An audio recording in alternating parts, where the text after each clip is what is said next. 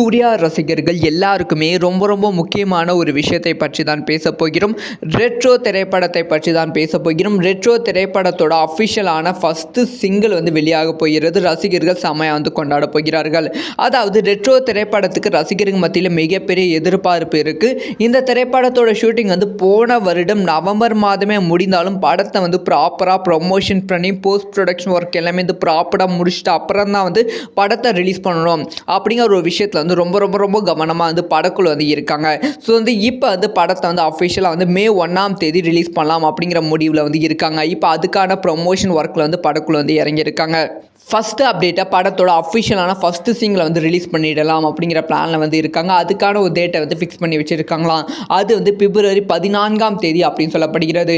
பிப்ரவரி 14ஆம் தேதி காதலர் தினத்தை முன்னிட்டு அஃபிஷியலாக ரெட்ரோ திரைப்படத்தோட ஃபஸ்ட்டு சிங்கிள் ரிலீஸ் ஆக போகிறது.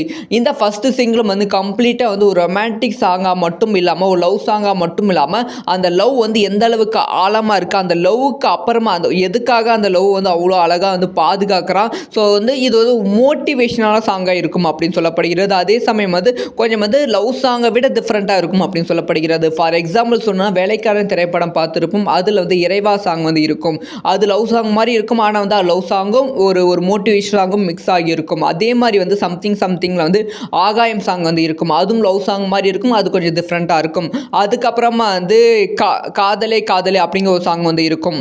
சுந்தர பாண்டியன் திரைப்படத்தில் அதுவும் டிஃப்ரெண்ட்டாக இருக்கும். அந்த மாதிரி ஒரு ட்ராக்காக தான் ரெட்ரோ திரைப்படத்தோட ஃபர்ஸ்ட் சிங்கிள் ரிலீஸ் ஆக போகிறது. நம்ம செமையாக கொண்டாட போகிறோம். இந்த ஒரு விஷயத்தை பற்றி உங்களோட ஒப்பீனியன்